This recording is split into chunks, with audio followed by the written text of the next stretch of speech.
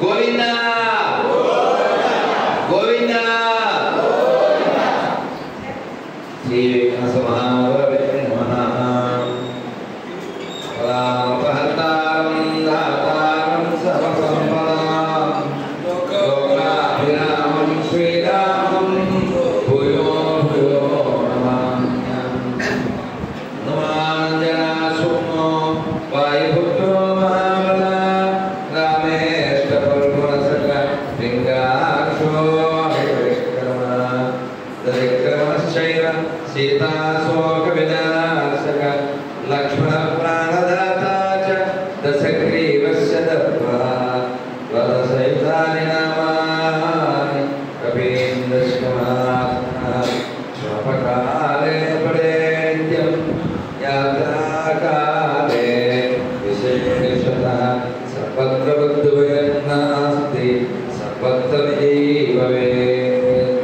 శ్రీకాంతాయ కళ్యాణనిధేయనిత్యనాం శ్రీ వెంకటనివాసాయ శ్రీనివాసాయ మంగళం. కళ్యాణాద్భుతగాత్రాయ కామితార్థప్రదాయినే శ్రీమద్వేంకటనాథాయ శ్రీనివాసాయ మంగళం. మంగళాశా సర్వదేవరాచార్య పురోగమి సర్వశ్చ భూవైరాచార్య తద్భుతాయ మంగళం. గోవిందా గోవిందా గోవిందా గోవిందా. ప్రియా విద్యావంతులారా, మీ అందరినీ ఈ వేదిక మీద తిరుపతిలో వికనసాచార్య యొక్క ఆశ్రమంలో ఈ వైకాంత ఆశ్రమంలో కలవడం, ఇలా ముచ్చరించగలగడం నా పూర్వజన్మ సుకృతిగా భావిస్తున్నాను. మనమందరం కూడా పూర్వజన్మ ఈ ఫ్యాన్ పెట్టేద్దాం బాగోదు. వీలైతే అన్ని ఫ్యాన్లు పెట్టే అవసరం లేకపోతే ఎంతమంది ఫ్యాన్స్ ఉన్నారు కాబట్టి ఫ్యాన్ లేకుండా పర్లేదు. నేను ఆ ఫ్యాన్ ఈ ఫ్యాన్ ఎలాగైనా చలికాలం, ఇది కలికాలం ఇంత చెప్పిన వినకపోతే పోయాక. భారత్ మాతాకి భారత్ మాతాకి. మీకు తెలుసు, నేను చాలా సందర్భాల్లో వైలెంట్, ప్రస్తుతం మీరు మాత్రం కావాలి సైలెంట్. కాస్త శబ్దం తగ్గితే బాగుంది. ఫ్యాన్ అయితే సార్ ప్లీజ్. ఇవి కూడా అయితే మనం ఇలా కూర్చుని మంచి ఉత్సాహంగా ఇలా కార్యక్రమం చేసుకుంటున్నాం కదా, కానీ అన్ని చోట్ల ఇలాంటి ఉత్సవం లేదు. అప్పుడు సబ్జెక్ట్ తెలుగు తెలియగా. థ్యాంక్ యూ, ధన్యవాదాలు ప్రభుజీ. మనకున్న ఈ ఆనందం, ఈ ఉత్సాహం, ఈ పరిస్థితి అన్ని చోట్ల లేదు. బంగ్లాదేశ్, బెంగళూరు రెండు చోట్ల వేడిగా ఉంది. వేడిగా అంటే భౌతికమైన వేడి కాదు. బంగ్లాదేశ్లో చిన్మయ కృష్ణదాస్ ఇస్కాన్ డివోటీ వారు అక్కడ ఉన్న హిందువుల్ని వారు ఎంతో ధైర్యంతో రక్షిస్తూ వాళ్ళకి జరిగే అన్యాయాన్ని ప్రశ్నిస్తూ ఉన్నారు. దురదృష్టకర విషయం, అక్కడ ఆఫ్రికా రాజ్యం యూనస్ హ్యాండ్లో ఉంది కాబట్టి వారిని నిన్న అరెస్ట్ చేయడం జరిగింది. ఇప్పుడు బెంగళూరులో ఇవాళ సాయంత్రం నిన్ననో ఓ సభ జరిగింది. మృదుల్ గారు నా కళ్ళు బాగా పనిచేస్తున్నాయి, మీ చెవులు కూడా పనిచేయాలని కోరుకుంటున్నాను. మా అమ్మ చిన్నప్పుడే నాకు సర్టిఫికేట్ ఇచ్చింది, నా కళ్ళు బాగా పనిచేస్తాయి. ఇప్పటికీ అది ప్రూవ్ చేసుకుంటున్నాను. ఎందుకు మా అమ్మ అనేదంటే సున్నుండలు, అరిసెలు, మురుగులు అన్ని ఎక్కడ దాచినా కనిపెట్టేశాను. అలాగే ఇప్పుడు ఎవరైనా సరే నేను మాట్లాడే సభలో మాట్లాడితే నేను మరి ఒకరి గొంతే వినపడాలి అని కోరుకుంటాను. అది నాదైనా మీదైనా ఏం పర్వాలేదు. అదే సభా మర్యాద. అది పాటిద్దాం, విందాం, ఉందాం, ధర్మం కోసం కలిసి ఉందాం, కలిసి పనిచేద్దాం. అయితే బెంగళూరులో ఆయన వార్నింగ్ ఇచ్చాడు, మీరు కోర్టులో గెలవచ్చు, పార్లమెంట్లో గెలవచ్చు, కానీ మేము రోడ్డు మీద గెలుస్తున్నాం అని చెప్తున్నాడు. ఎందుకంటే వాళ్ళు స్ట్రీట్ ఫైటర్లు, వాళ్ళకి తెలుసు, వాళ్ళకి తెలిసింది ఉన్మాదం, వాళ్ళు సృష్టించేది ఉద్వేగం, వాళ్ళు చేసేది ఉత్పాదన, వాళ్ళ వల్ల పెరిగేది ఉత్పత్తి. మీ అందరికీ తెలుసు వాళ్ళు ఎవరో. ఉమ్ము వేయడంలో అగ్రగణ్యులు, ఉమ్ముతో పాటు వచ్చ కూడా పోయడంలో ఉచ్చ స్థితిలో ఉండేవారు, ఉత్పాదనలో గొప్పవారు, ఉన్మాదంలో వారికి తీసిపోయే వాళ్ళు ఎవరు లేరు.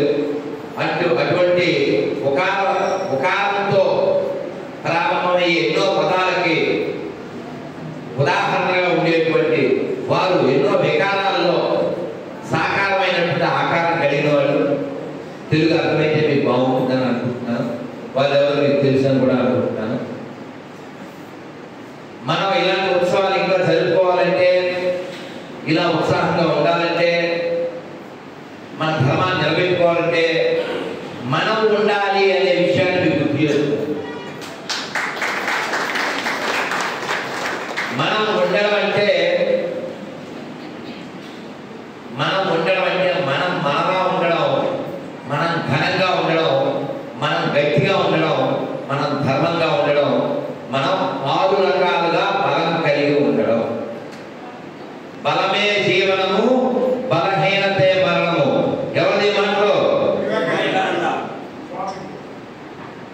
మనమందరం ఆనందం కోసం మాత్రమే ప్రయత్నం చేస్తున్నాం, వివేకం కోసం ప్రయత్నం చేయట్లేదు. ఇది చాలా దురదృష్టం. వివేకం ఉన్నవారికి ఆనందం కలుగుతుంది, అది గుర్తుపెట్టుకోండి. అదే వివేకానందుడు చెప్పింది. వివేకంతో కూడిన ఆనందం మనకు కావాలి. కేవలం ఇంద్రియాలకు వచ్చుకునే ఆనందం కాదు. ఇంద్రియాలకు ఆనందం కలగడానికి చాలా పదార్థాలు, చాలా వస్తువులు, చాలా స్థలాలు ఉండొచ్చు ఈ ప్రపంచంలో. కానీ అంతర్ముఖులైనటువంటి వాడి ఆనందమే నిజమైనటువంటి ఆనందం. ఆ అంతర్ముఖత్వం ఎలా పొందాలో మన పెద్దవాళ్ళు చెప్పారు, నేర్పించారు, చూపించారు, ఆచరించారు. వారు మనస్సుని, ఇంద్రియాలను జయించారు, ఈ లోకానికి ఉదాహరణగా నిలిచారు. అటువంటి వాళ్ళలో నవీన కాలంలో 600 ఏళ్ల క్రితం అన్నమాచార్యులు వారు, ఒక 200 ఏళ్ల క్రితం త్యాగరాజ స్వామి వారు, ఓ 400 ఏళ్ల క్రితం రామదాస్ గారు, పోతనామాచులు వారు, వీళ్ళందరూ భగవంతుని ఎలా సేవించాలో వాళ్ళు చూపించి, భగవంతుని ఇక్కడే సశరీరంగా దర్శించి, సేవించి, భావించి ఎలా మానవ జీవితాన్ని ఉద్ధరించుకోవాలో చూపించారు. ఎంతమంది ఎన్ని చూపించినా మనం మనసు చూపించిందే చేస్తున్నాం, మనం చెప్పిన చోటుకి వెళ్తున్నాం. పాకిస్తాన్ కోల్పోయినా మనకు బుద్ధి రాలే, బంగ్లాదేశ్ కోల్పోయినా బుద్ధి రాలే, కాశ్మీర్లో అంత ఉత్పాతం జరిగి లక్షల మంది జీవితాలు ఆగమైపోతే కూడా మనకి సిగ్గు రాలేదు. పాత బస్తీల్లో మన బతుకులు ఎట్లున్నాయో మనకి తెలిసినా సిగ్గు లేదు. అన్ని చోట్ల, చాలా చోట్ల, దాదాపు 10 రాష్ట్రాల్లో హిందువులు మైనారిటీలు అవుతున్నారు. ఇవి తెలిసినా సిగ్గు లేదు. ఇంకా ఆహార పదార్థాల్లో ఉమ్ము, ఉత్సా పోసే వాళ్ళు పెరుగుతున్నారు, దాన్ని తినే దళితులు పెరుగుతున్నారు. విజయవాడ నుంచి హైదరాబాద్ మైకి చేస్తారు మాట్లాడితే, హైదరాబాద్ వెళ్ళే దారిలో విజయవాడ నుంచి జలీల్ ఖాన్ ఫ్యామిలీ రెస్టారెంట్ ఉంటుంది. నేను అడిగాను ఎవరినో, అసలు వాళ్ళ దాంట్లో ఫ్యామిలీ ఉంటుందా, వాళ్ళ మతాల్లో ఫ్యామిలీ ఉంటుందా, ఓ మంచి ఫ్యామిలీ చూపించగలరా, వదిన ఎప్పటికీ వదిలిగా ఉండగలదా, భార్య ఎప్పటికీ భార్యగా ఉండగలదా, అమ్మ ఎప్పుడు అమ్మలా ఉండగలదా? మనం పొలాల కోసం ఆలోచిస్తాం, వాళ్ళు హలాల కోసం ఆలోచిస్తాం. ఈ దేశాన్ని మొక్కలు చేసి దాని నుంచి వచ్చే ఫలాల కోసం ఆలోచిస్తున్నారు, మన వెలుగుడితే వచ్చే ఫలాల కోసం ఆలోచిస్తున్నారు. మీకు అర్థమవుతుందో లేదో, అర్థం చేసుకుంటే మనం ఉంటాం, లేకపోతే ఇప్పటికే అర్థమయ్యాం, అర్థం లేకుండా అయిపోతాం. గుర్తుపెట్టు.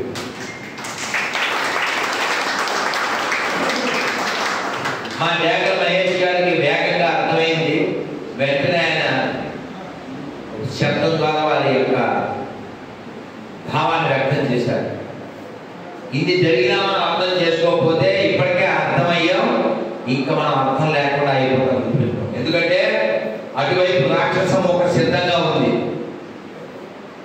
యుద్ధం చేసి వాళ్ళ యొక్క ఆలోచన నెరవేర్చుకోవడానికి. నువ్వు అనుకోవచ్చు అన్ని మతాలు సమానమని, ఎందుకంటే నువ్వు గుడ్డివేదవు కాబట్టి. నువ్వు అనుకోవచ్చు అన్ని మత గ్రంథాలు ఒకటేనని, ఎందుకంటే నువ్వు చదవలేదు కాబట్టి. నువ్వు అనొచ్చు సెక్యులర్ సెక్యులర్, ఎందుకంటే నువ్వు బుద్ధి లేని కుక్కవు కాబట్టి. కుక్కలను మన్నించుగా. నేను ఒక సభలో చెప్పాను, సారీ సభలో కాదు, సినిమా హాల్లో చెప్పాను. చెప్పు తీసి చూపిస్తూ చెప్పాను, ఎవరైనా అన్ని మతాలు సమానం అంటే చెప్పు తీసి కొడతారు.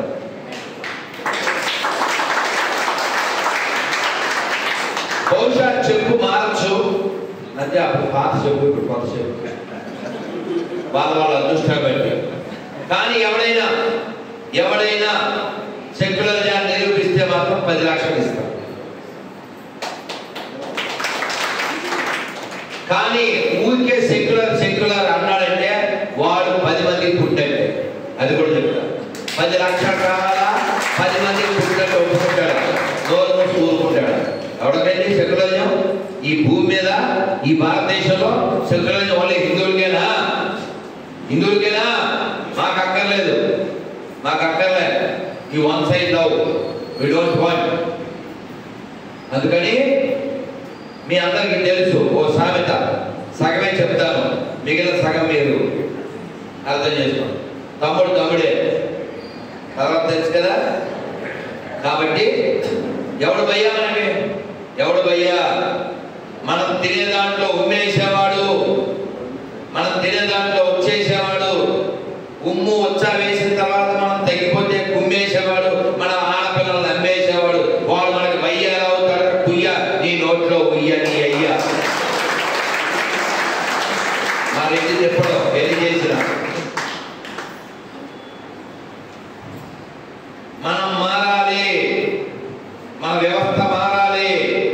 మన దేశం ఎంతో అభివృద్ధి చెందుతుంది. గత 10 ఏళ్లుగా రైళ్లు చాలా పెరిగినాయి, విమానాలు పెరిగినాయి, రోడ్లు ఎక్కడ అక్కడ వేస్తారు. చివరికి మేము ఉండే అపార్ట్మెంట్ దగ్గర కూడా ఇప్పుడు రోడ్డు వేస్తుంటే పక్క నుంచి నడుచుకొచ్చాం. మనం అభివృద్ధి సాధిస్తున్నాం, అనుమానం లేదు. ఇందాక ఆ బెంగళూరు ఏం పేరైనా విక్రమ్ చెప్పాడు, 12 నుంచి 5 స్థాయికి తీసుకొచ్చారు మన ఆర్థిక స్థితిని. తెలుసు ఈ ఎదుగుదల ఒక్కోసారి ఏమనిపిస్తుందంటే ఇంత సిద్ధం చేసి ఆ రాక్షసు చేతిలో పెట్టడానికి ఈ రోడ్లు రైళ్లు అని. అందుకని మీరు 3 పనులు చేస్తే మనం ఉంటాం. ఒకటి బాగా వినడం, 2 గట్టిగా ఇది హిందూ రాష్ట్రం అని అనడం.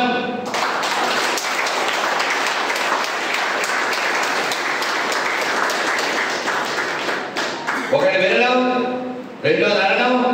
మీకు ఛాన్స్ ఉంటే మాత్రం 4 కారణం. అర్థమైందా? ఇందులో చెప్పండి వాళ్ళకు.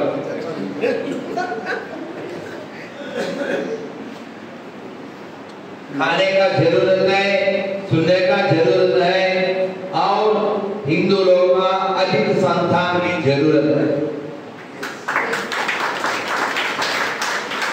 हमारा परसेंटेज बहुत कम हो गया. हमारा देश को 1000 साल से ईसाई लोग और मुगल हून अलग अलग लोग बाहर से आते हैं, हमारा देश को लुट्टी करता है, देश को खंडित भी किया. इतना साल का बाद में, इतना दुर्दशा मिलके बाद में भी हम ये कहे. कैसा ये कहे?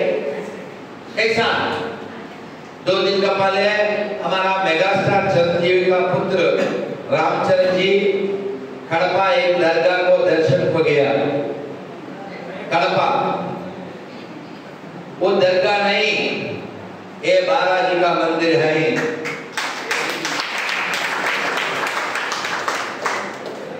రామచంద్ర అక్కడికి వెళ్ళాడు, చాలా మంది వ్యతిరేకించారు, తిట్టారు, నన్ను కూడా అభిప్రాయం అడిగారు, చెప్పాను. అందరికీ అన్ని తెలియాలని లేదు కదా, రామచంద్ర కూడా అన్ని తెలియాలని లేదు కదా. రామచంద్ర అయ్యప్ప వేస్తాడు, భక్తిగా ఉంటాడు, రాముని క్యారీ చేస్తాడు, చెప్పులు లేకుండా అయ్యప్పలో తిరుగుతాడు, ఇంట్లో కృష్ణాష్టమి శ్రీరామం చేస్తారు, వాళ్ళకి భక్తి ఉంది. తెలియకపోవచ్చు, ఏఆర్ రెహమాన్ మ్యూజిక్ డైరెక్టర్ చెప్పాడు, అందుకని వెళ్ళాడు. మనం చెప్తాం, రామచంద్ర కలుద్దాం, కూర్చోబెట్టి చెప్తాం, అయినా దర్గా అంటే ఎండిపోయిన పీడుగా లోపల పడుకోబెట్టుంటుంది. అయ్యప్ప శవాన్ని చూస్తేనే స్నానం చేయాలి, నువ్వు డైరెక్ట్గా శవం దగ్గరికి వెళ్ళడం ఎంతవరకు న్యాయం? అది సంస్కారం కాదు, అది సాంప్రదాయం కాదు, నీ యొక్క దీక్షకి అది మంచిది కాదు. కాబట్టి శవ దర్శనం చేయదు, శివ దర్శనం చేతురు, ఇకపైన వెళ్ళకండి.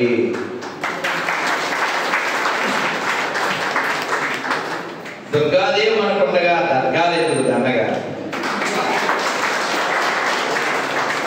కొండపైన గోవిందుడు ఉండగా, కోదండం ఎత్తిన రాముడు ఉండగా, లోకం కోసం విషం తాగి లోకాన్ని రక్షించిన పరమశివుడు మనకుండగా, మనకెందుకు ఈ పాశ్చాత్య మతాలు దండగా? కాబట్టి మనందరిలో సెక్యులరిజం అని ఎవరికైనా భావం ఉందంటే వాడు పిరికి వెధవా అని అర్థం. పిరికి వాడు మాత్రమే సెక్యులరిజం అంటాడు, వాడు నిరూపించాడు. 2 రోజుల క్రితం విజయవాడలో సభ చాలాసేపు చెప్పారు. చెప్పిన తర్వాత మరి ఏంటంటే, ఏంటి గురించి అంతసేపు చెప్పాక మళ్ళీ అలా అంటాడు అన్నాడు. అంతేనాయన, ఎలకతోడు తెచ్చి ఏడేళ్ళు తోమిన, అలా మన సెక్యులర్ కుక్కల్ని ఎంత దిద్దిన కానీ ఏమంటారు తెలుసా? మీరు వింటే ఆశ్చర్యపోతారు. సభ అయిపోయాక వాళ్ళందరికీ అవి ఇస్తూ ఉంటారు కదా, ఏదో వాళ్ళతో ఇస్తూ మాట్లాడుతూ ఉంటే, గురుజీ నాకు ఒక డౌట్, చెప్పండి, అసలు పుస్తకాలు అన్నీ మంచివే అయి ఉంటాయి, ఈ ఫాలో అయ్యే వాళ్ళు సరైన వాళ్ళు కాదని అనుకుంటున్నాను అన్నాడు. మీరు ఊహ, నేను చెప్పాను, మీది ఊహ, మీ మాటలకి గొర్రెలు చెప్తాయి ఆహా, ఈ లోపల మన వాళ్ళు అయిపోతారు స్వాహ. ఇది ఊహ, ఊహకు విలువ లేదండి. వాడెవడో అక్కడ పిల్లడు ఉంటే వాడి జేబు పాకెట్ ఎత్తుగా ఉంది, వాడు 2 సెల్ ఫోన్లు పాకెట్లో పెట్టుకున్నాడు. మనకి మ్యాటర్ తెలియకుండా ఎలా క్వార్టర్ వేసుకొచ్చావా అని వాడి మీద వాటర్ పోయకూడదు కదా, తప్పు కదా. అలాగే ఖురాన్లో ఏముందో, బైబిల్లో ఏముందో, భగవద్గీతలో ఏముందో నువ్వు చదివి సావు, నువ్వు ఏమి చదవవు, అన్నీ మంచివే. ఇలా అనుకోవడానికి కారణం ఏంటి? నువ్వు మంచోడు. నేను అందుకే మా స్టూడెంట్స్ చెప్తాను, మీరు మంచోళ్ళ మాత్రం బతకండి.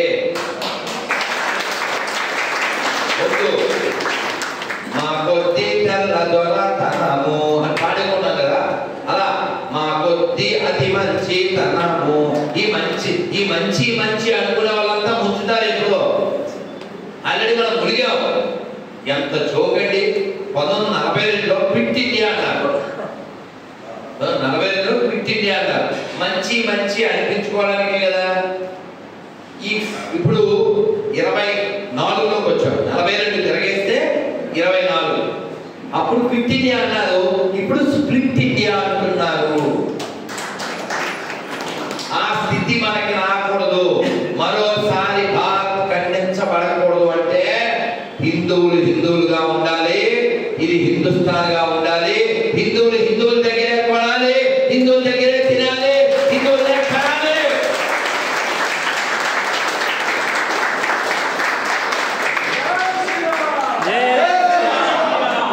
మాననీయ ప్రధానమంత్రి గారు చెప్పారు, హమ్ ఏక్ హై తో సేఫ్ హై.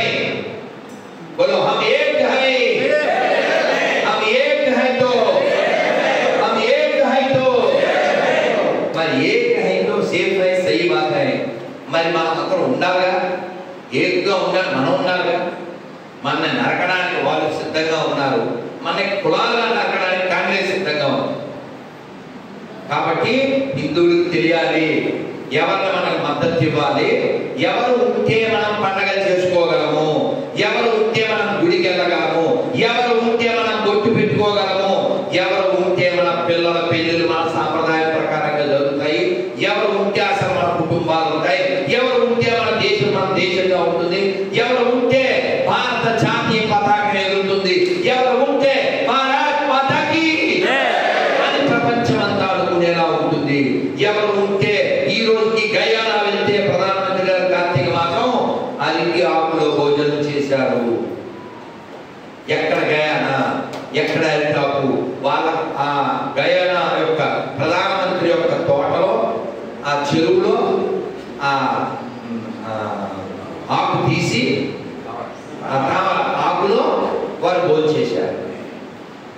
అంటే సాంప్రదాయం వీరిది పాటిస్తారో వారికి తెలియబట్టేనా?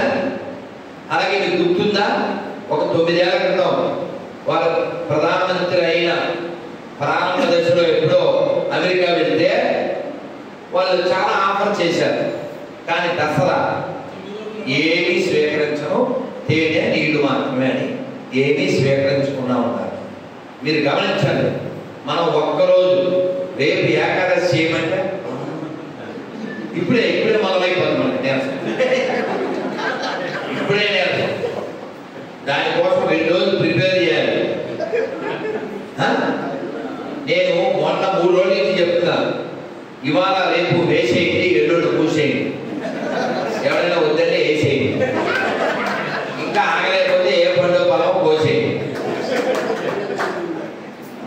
ఇది ఎందుకు చెప్తుందంటే మనకు మనోబలము తగ్గి శారీరక బలము తగ్గి ఏ బలం లేకపోతే మన గలం ఎలా వినపడుతుంది చెప్పండి, అవునా కదా? అందుకని 6 రకాల బలాలు మనం ఉంటేనే మనం ఉంటాం. ఏమిటి 6? ఒక్కసారి చెప్పండి. శారీరక బలము, మానసిక బలము, ఆర్థిక బలము, సామాజిక బలము, ఆధ్యాత్మిక బలము, రాజకీయ బలము. ఈ 6 బలాలు ఉంటేనే మనం ఉంటాం, మన పండుగలు ఉంటాయి, మన యొక్క పొలాలు ఉంటాయి, లేదా హలాలు అయిపోతాయి. ఆ తర్వాత ఏమి ఉండకుండా వాళ్ళకి ఫలాలైపోతాయి. మనం ఫలాలైపోవాలి, ఎందుకంటే గతంలో జరిగింది, వాళ్ళు సిద్ధంగా ఉన్నారు. మేము ఒక షార్ట్ ఫిల్మ్ తీసాము, అది రేపు 4వ తారీఖు తిరుపతిలోనే రిలీజ్ చేస్తాము. సినిమా పేరు అల్టిమేట్ గోల్. దాని ట్యాగ్ లైన్ వాళ్ళు క్లారిటీతోనే ఉన్నారు, మరి మనమే అని క్వశ్చన్ మార్క్. ఏంటా క్లారిటీ? వాళ్ళ క్లారిటీ ఏంటో తెలుసా? ఈ దేశాన్ని ఆక్రమించడం, ఈ దేశాన్ని వాళ్ళ మతరాజ్యంగా చేయడం, అది వాళ్ళ క్లారిటీ. మరి మనకు మేడ, అపార్ట్మెంట్, డిపార్ట్మెంట్, కంపార్ట్మెంట్, సీటు దొరకకపోతే గొడవ,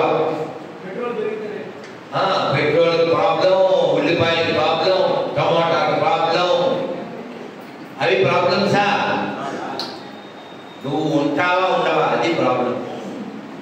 ఇప్పుడు జార్ఖండ్లో ఎక్కడో ఈ శంకర్ జాతివాడి పార్టీ గెలిచిందంట. వాడి కులం ఏదో చెప్పుకోలేడు, వాడు అందరి కులాలు అడగడానికి వస్తాడు. వాళ్ళ నాన్నదొకటి, వాళ్ళ తాతదొకటి, వాళ్ళ అమ్మదొకటి, వాడి అయ్యిదొకటి. బాల్ డాన్సర్ కొడుకు కూడా మనం ఆన్సర్ చెప్పాలి. వాడు పార్టీ క్యాన్సర్, వాడికి ఇవ్వాలి మనం ఆన్సర్. వాడికి పైన చెబుతున్నాడు స్పాన్సర్, వాడు పెద్ద క్యాన్సర్. మనం కలిసి ఉండడమే ఆన్సర్. అందుకని హిందువులుగా ఉంటేనే మనగలం, మనం మిగలగలం, మనం యొక్క సాంప్రదాయాన్ని పాటించగలం. ఎక్కడ ఉన్నారు వారెవరో చాలా మందికి తెలియదు.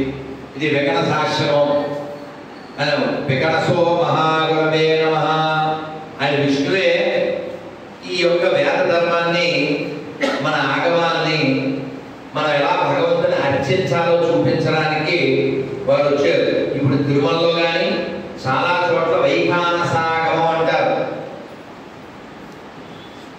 ఈ వైఖానసాగమం ప్రకారమే స్వామివారికి అర్చన, నివేదన, ఆరాధన అంతా చేస్తూ ఉంటారు ఎప్పటి నుంచో. అది ఇలా ఇక్కడ వికనస మహాముని ఇలాంటి ఎందరో మునులు పుట్టినటువంటి నేలలో పుట్టారు. అందుకే మన భూమిని ఏమంటాం? వేద భూమి. చెప్పండి. ఋషి భూమి, పుణ్యభూమి, కర్మభూమి, జ్ఞానభూమి, ధర్మభూమి, తపోభూమి, వేద భూమి. చాలా బాధగా ఉంటుంది ఎంతమంది గొప్ప వాళ్ళు పుట్టిన నేలలో పుట్టి కొంచెం కూడా సోయి లేకుండా సోయి చెప్పుకుంటూ బతుకుతున్నారే. సోయి అంటే తెలంగాణ భాషలో స్పృహ. స్పృహ ఉందా మనకి? ఏం జరుగుతుంది, ఏం జరగబోతుంది. ప్రతి రైల్వే స్టేషన్ దగ్గర పెద్ద పెద్ద మసీదులు ఎందుకు వచ్చినాయి? ప్రతి రైల్వే స్టేషన్ దగ్గర పెద్ద పెద్ద చర్చిలు ఎందుకు వచ్చున్నాయి? కలవలి సతీష్ అనేవాడు ప్రతి నెల 3,000 మంది హిందువులు మతం మారుతుందని పబ్లిక్లో చెప్పాడు. అది ఇంటర్నేషనల్ మీడియాలో కూడా వచ్చింది. మొన్న సభ పెట్టాడు హైదరాబాద్లో. దానికి రేవంత్ రెడ్డి కూడా వచ్చాడు, సీఎం తెలంగాణ. నవ్వుతూ చూస్తున్నాడు. అతను చెప్తున్నాడు సతీష్, ఇంకా చాలా మంది వస్తా అన్నారు, స్థలం చాలా రావద్దన్నాము అన్నాడు. వాళ్ళంతా ఎవరండి? మన తల్లులు కాదా, మన అక్కలు కాదా, మన చెల్లెలు కాదా? ఈ మానే వాళ్ళంతా ఇక్కడ శబ్దం చేయగలనా? మనం ఇక్కడ గట్టిగా 200 మంది పట్టాం, అయినా ఇక్కడ లేరు 200 మంది. ఎందుకంటే మనకు శ్రద్ధ లేదు. మన శ్రద్ధ అంతా మొత్తం మీద, మన శ్రద్ధ అంతా సినిమా మీద, బైక్ మీద, ఇంటి మీద, ఒంటి మీద. కానీ ఒళ్ళు ఇల్లు నీ సెల్లు కొన్ని రోజులు ఆగితే నీళ్ళు. ఎందుకంటే వాళ్ళు పెరిగిన తర్వాత నీ భావానికి, నీ బావకి, నీ ఇంటికి, దేనికి విలువ. నువ్వు అక్క అక్క అని పిలిచిన వాళ్ళ ఇంట్లో నుంచే వచ్చి నిన్ను చెక్క నరికినట్టు నరుకుతాడు మొక్క మొక్కలుగా. ఎందుకంటే గతంలో జరిగింది. వాళ్ళు చాలా స్పష్టంగా ఉన్నారు. వాళ్ళ పని ఏమిటంటే, వాళ్ళ గోల్ ఏమిటంటే, వాళ్ళ గోల ఏమిటంటే దీన్ని ఆక్రమించడం. వాళ్ళ పుస్తకంలో ఉన్నది వాళ్ళ పుస్తకానికి ఎక్కింది. మనకి ఎన్ని పుస్తకాలు ఉన్నాయో రెడీ చేయమా. ఇన్ని పుస్తకాల్లో ఏముందో మన మస్తకంలోకి 1% కూడా ఎక్కలేదు. భగవద్గీతలో 18 అధ్యాయాల పేర్లు నేను చెప్పగలను వాళ్ళు ఉన్నారా? ఒక్క చేయరావు. పోనీ 5 అధ్యాయాల పేర్లు చెప్తారన్న వాళ్ళు ఉన్నారా? 5 తప్ప. దానైనా పరువు దక్కించావు, కన్నుల మీదే. ఎవరప్ప నిన్ను? ఏ పేరు? వీరభద్ర. ఆ మైక్లో చెప్తాను.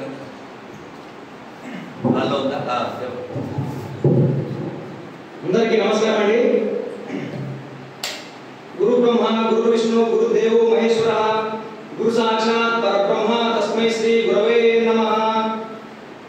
ఓం.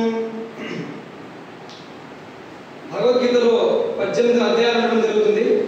18 అధ్యాయాలకు 700 శ్లోకాలు ఉండడం జరుగుతుందండి.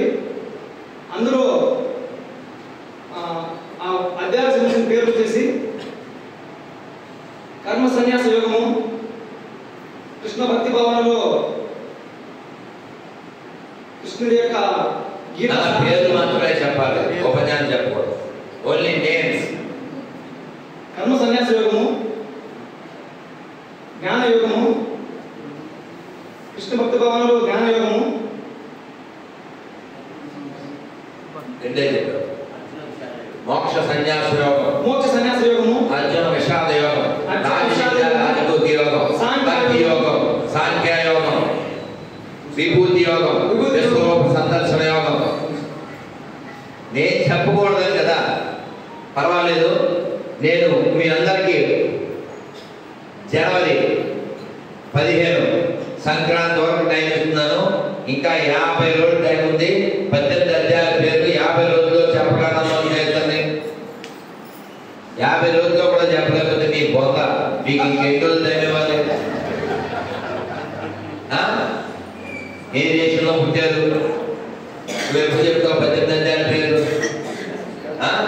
50 రోజులు 5 రోజులు టైం తీసుకుని చెప్పినాడు. వీరభద్రానికి వచ్చారు గట్టిగా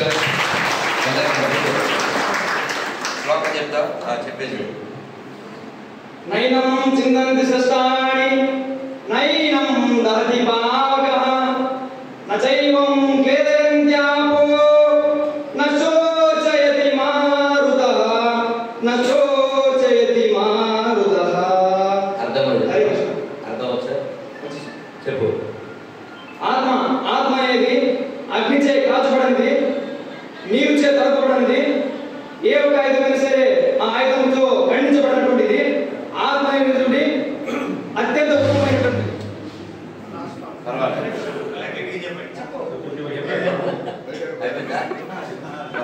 ఒకసారి ఆత్మ